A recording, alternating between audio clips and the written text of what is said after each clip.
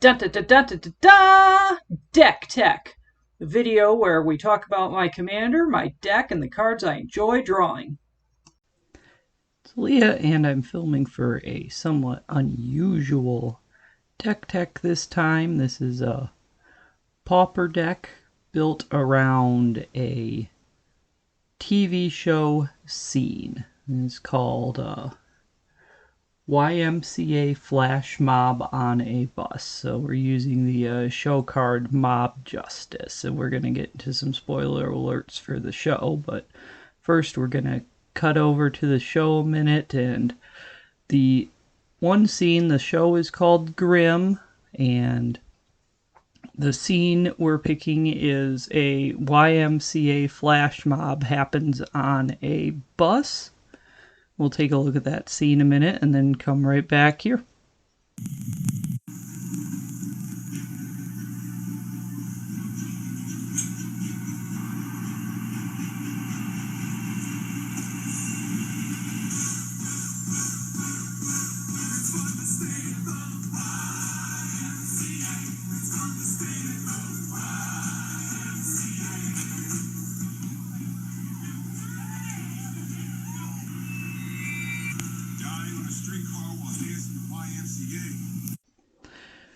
Alright, after looking at that YMCA scene, there's a couple things to know about the show. The show is a detective show where our main detective investigates usually murders, but not 100% murders, and there is a supernatural element to those. There's a secret hidden world of kind of humans who could also be a werewolf, but not their traditional werewolf, like a wolf-blooded person or a troll-blooded person or even an insect or beaver or just all kinds of different creature humans.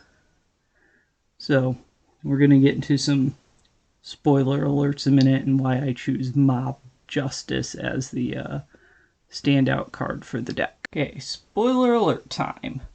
So the spoiler of the show is after the flash mob thing happens, our detectives have to investigate the scene, and they discover the mob is actually a hive of bee people who all got together, and the lady on the bus, she's a witch, kind of more traditional. She can do magic potions and things, and her special change is she gets really ugly, where their special change is they kind of look like bee people. I didn't capture any of this in the film because I didn't want to spoil it without the spoiler alert on. But they find out some history between these two cultures, and the witch people have been trying to drive out the bee people. The bee people have been trying to kill them in methods without getting caught for multiple years. And then there's some surface info on it where she's a lawyer shutting down the bee people's paper mill, and lots of stuff just going on there. So things in the deck are going to involve some of these concepts where they'd look really strange without this spoiler alert bit. So spoiler alert done. That's why Mob Justice is the standout card. And then one more note on this deck. So the deck was originally, when we were watching the TV show, my husband proposes really random deck ideas. And 90% of them, I'm like, I don't think I could build that deck, but building a deck based on that one particular scene in that TV show when we were watching it, I said, yeah, I think I can build that deck. And this is how it came out. When building the deck, the first thing I actually had to look at was cards that started with Y, M, C, or A. And I decided that would be a huge feature among the deck, and then I also needed cards that had the word mob in them. So my first search of the multiverse produced 3 cards with the word mob in them: Unruly Mob, Mob Justice, and Haggy Mob. Well, Mob Justice sounded like a perfect fit because that's what happens in the scene. The mob gets some sort of vigilante imagined justice. And then Unruly Mob and Haggy Mob being the 2 other choices meant that my deck would probably be white and red to make sure that I had represented everything available, and all 3 of the cards were also commons, which meant I could build in the Pauper format if I wanted to. Another thing that I had to find was something that would act as a bus. So I chose Mobile Garrison. It seemed the most bus-like thing in Magic, and also starts with an M, which was super convenient for spelling YMCA in cards on the table that possibly no one without watching this deck tech would ever pick up on what was going on.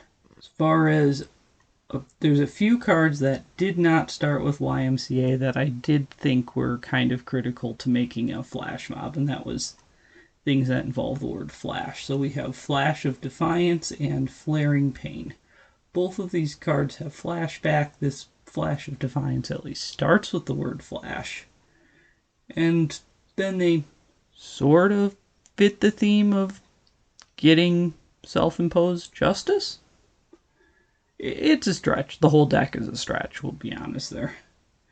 And everything else is just to fit the letters of Y, M, C, and A in the deck, and that includes the lands, which were conveniently Mountain fits in the M category, but A was a little more challenging. So we have Ancient Den and Abandoned Outpost.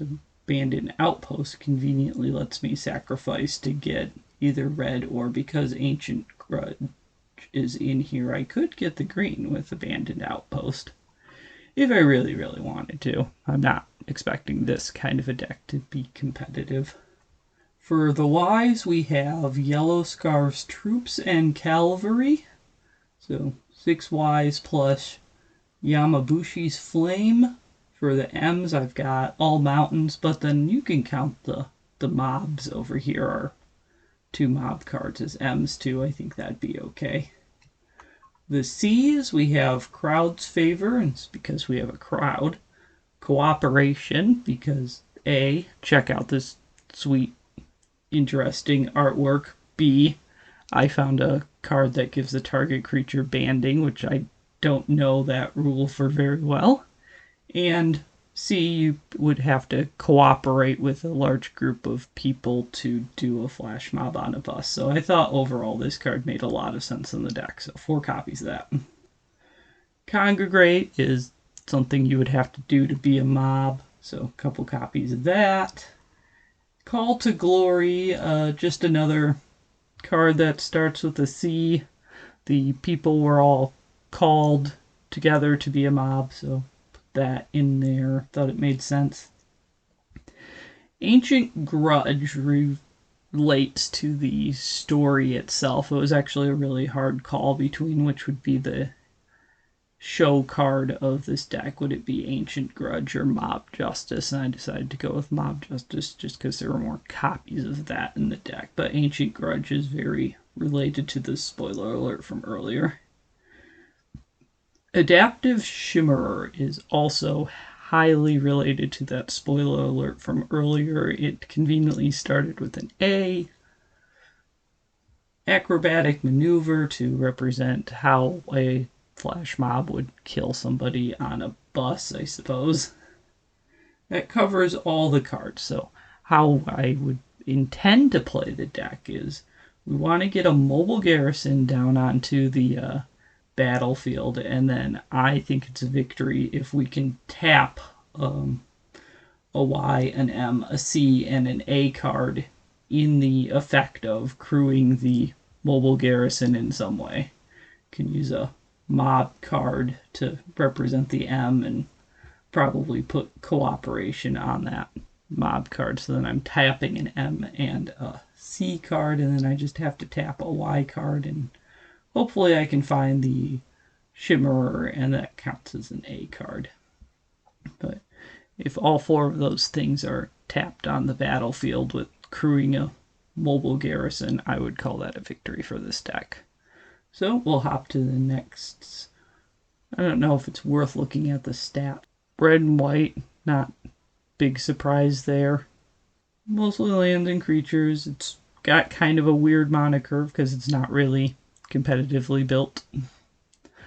We'll hop over and look at some of the cards in the deck for specific reasons of why I maybe picked them outside what was already listed. There are two major standouts as far as card choices for me in this deck. The first one is Cooperation. And I discovered this card just looking for cards that fit the category of Pauper legal, started with a C and sounded like they fit in this deck. I also thought that this art on this card, see how much I can zoom that in there. These two just look like a perfect villain match made in heaven to me. Like, they could get together and start accomplishing some really awesome schemes. And then also, this card gives a target creature banding as an enchantment. Because who wouldn't want to do that and then look up the rules for banding every combat? So the first time I play this deck, I guess I'm going to be looking up a lot of rules to figure out what on earth I did, or hopefully most of the time I'll just be crewing the bus and calling it a personal victory. The other card I thought was of real interest that I discovered while looking for cards in this deck was Abandoned Outpost. It was taking me some amount of effort to figure out how to stick with the cards that start with YMCA or A, but also produce the colors I might need up to and including green, so I thought this was a fantastic discovery as I was building. But that's it. That's all the that was the two real standouts. The rest of it I thought was a lot of Pauper staples or just really weird cards.